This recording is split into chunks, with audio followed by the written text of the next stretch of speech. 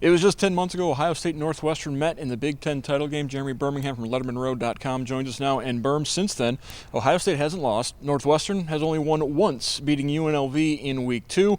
So this is a Northwestern team that is really struggling offensively. Yeah, it's kind of wild. We talked to Ryan Day today at the Ohio State press conference, and as he said, the defense is pretty much back intact, and that shows. They're top 25, top 30 defense in the country, total scoring, total defense, but their offense is one of the 3 or 4 worst in the country as far as yards per play. They really are missing the leadership that they had at quarterback a year ago when they had a guy who had 50 starts under his belt. And this year they've had trouble keeping the quarterback healthy. Hunter Johnson, who's been playing the majority of their snaps, was the number 1 ranked quarterback in the country coming out of high school in 2017. So committed to Clemson, then transferred to Northwestern. Right, so he's a big-time talent coming out of high school. But when you have little playmaker action around you, sometimes it becomes a little bit, I don't want to say moot, but it's moot. It doesn't matter how good the quarterback can be if he doesn't have playmakers around him, and right now they just don't have that on the offensive side of the ball, and their offensive line has struggled to keep guys out of the backfield. Can this Northwestern defense slow down an Ohio State offense that has been on a phenomenal pace?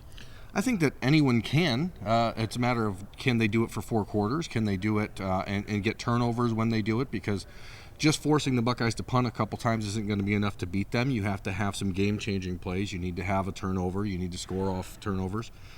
Whether or not they can do that enough to make an impact on the game, I don't know. I mean, I don't want to keep bringing it up every time the Buckeyes go on the road, but the reality is you have to, because the memory of Purdue and Iowa is still so fresh that you just don't know. This is obviously a proud football team. Pat Fitzgerald is an excellent football coach. It's a unique game situation on a Friday night, starting at 8:30. It's a lot of weirdness around it, and so you just don't know.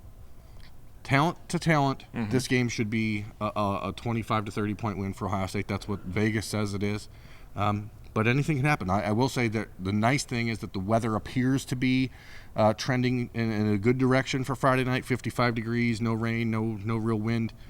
So that sort of plays in Ohio State's favor. But, can they beat them? Sure. Are they going to? I mean, I would say that's not likely.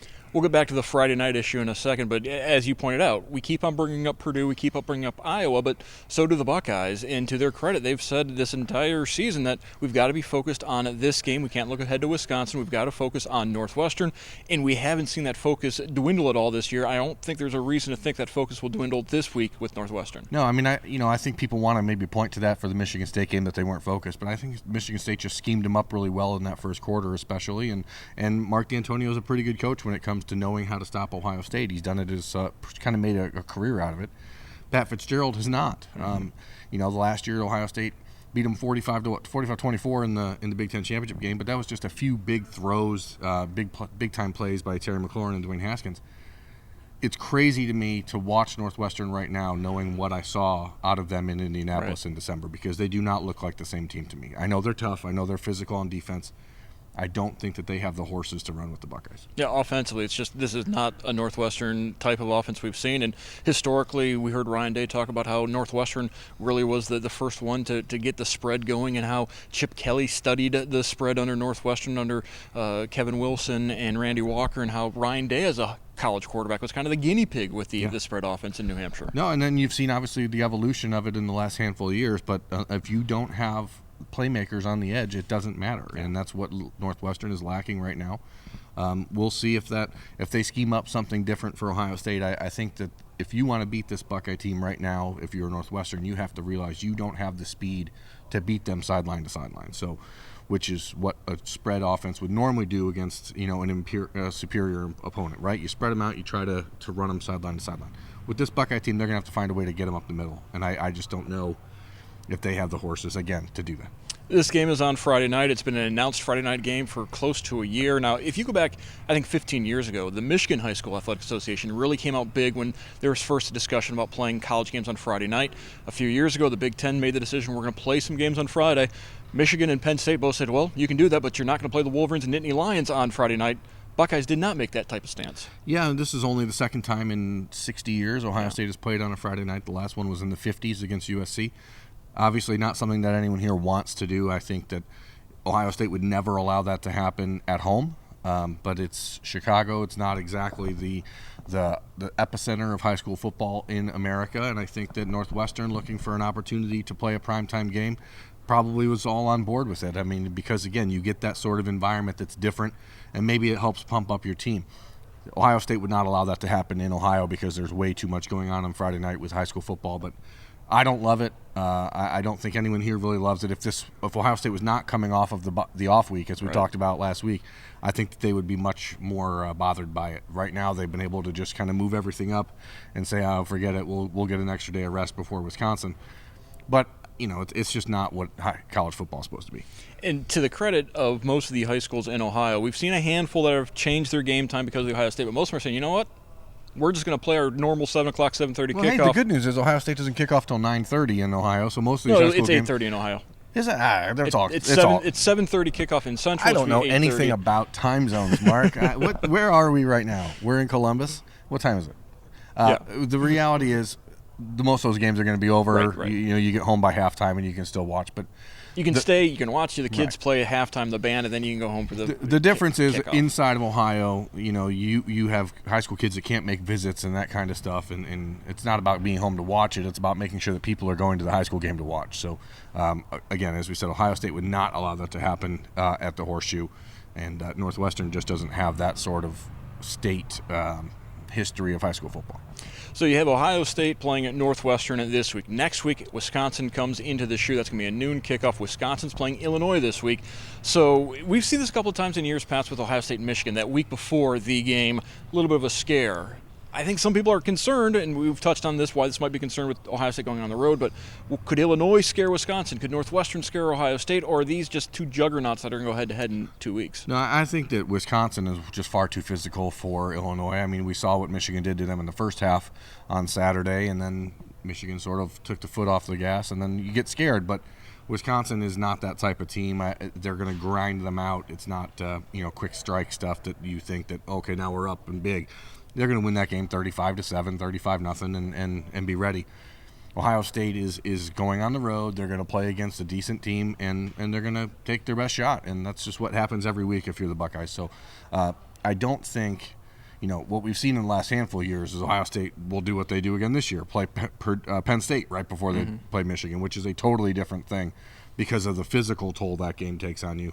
Ohio State getting the week off and then playing against Northwestern, who's not one of the more physical, bigger, faster, stronger teams in the Big Ten. I don't think it will negatively impact them for Wisconsin. And looking ahead at this Ohio State schedule, I think this does set up nicely because after that Wisconsin game, you've got that second off week for Ohio State, and then you get Maryland and Rutgers to get back into the groove, and then you finish up with Penn State and Michigan. So the schedule does set up nicely for I'm sure the Buckeyes would rather have Penn State after the second off week, but that's not the way it works for them. But you get back into that groove against the two teams. And really, it's been surprising, though, Maryland, after the great start the Terrapins have gotten off to, some injuries have hit them, and all of a sudden, Maryland is not looking as impressive as they were in the preseason. You lose your quarterback, and the reality is Mike Loxley has been historically bad as a head coach in his career. He was an excellent assistant at Alabama, but newsflash, everyone's an excellent assistant at Alabama because you're coaching with Nick Saban and you have the best talent in the country. So it takes time to build a program. For a team like Maryland, it's about going out there, putting a good product on the field so that all that talent in the Washington, D.C., Baltimore area, and there's a lot of it, getting them to say, hey, we don't need to go to Penn State, Ohio State, Alabama, Clemson, we can stay home. So far, none of them are doing that, but every time that Maryland goes out and lays an egg like they did at Purdue last weekend, it's going to get harder and harder.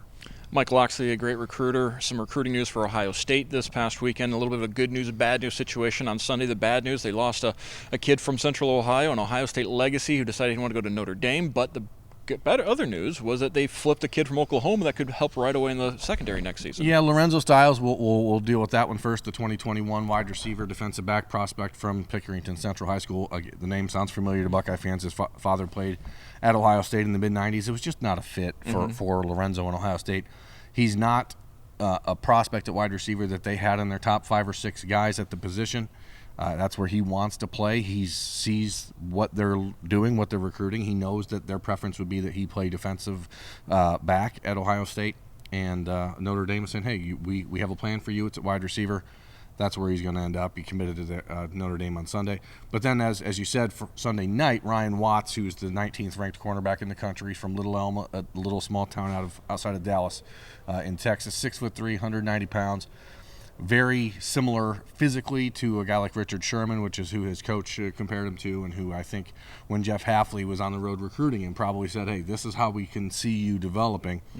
He had been committed to Oklahoma for 6 months, but he'd always been talking to Ohio State. He made a visit to Columbus in the summer, made an official visit to Ohio State in the middle of September. Once that happened, it sort of the wheels were turning. He actually decommitted from Oklahoma 2 weeks ago.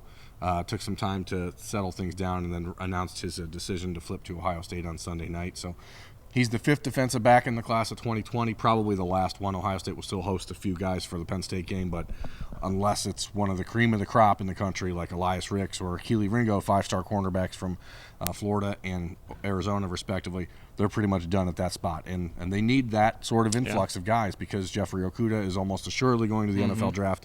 Sean Wade is likely to follow from what I've been told. And then you lose Jordan Fuller and Damon Arnett. So you're losing the entire secondary next year for Ohio State. So they need guys that are ready to play. Yeah, and that was one of the topics of discussion on Monday with Jeff Hafley, is the fact that he's got to look at some of his younger DBs the next couple of weeks to see exactly where those guys are, because they're going to have an immediate need next season. Yeah, and when you talk about the value of playing Maryland and Rutgers back-to-back, that's maybe where you can start to see some key reps developing for guys like Cameron Brown, who did play the entire second half against Michigan State when Damon Arnett sat that out after re-injuring his wrist. But what you see, and you're going to need to see, is Sevin Banks stepping up. You're going to need to see if Tyreek Johnson, who was a former 5-star recruit coming into Ohio State, has not made any contribution in 3 years here yet, if those guys can step up. So those games are going to be pivotal for that, for the Buckeyes. And then really just figuring out how do you bring in these other guys. You'll see a lot of them entering school early, and that will help them get ready for next year. All right, Ohio State heads to Northwestern, and just maybe a week and a half ago, former Buckeye linebacker Joshua Perry said Northwestern's a sneaky place to play. He put it in his top 5 toughest places to play in the Big Ten. So we'll find out on Friday night if the Wildcats can pull off a historic upset. Remember, since the early 70s, Northwestern has only beaten Ohio State once. That was in 2004 when the always reliable Mike Nugent missed a field goal. Everyone beat Ohio State in 2004, except for Michigan. Exactly.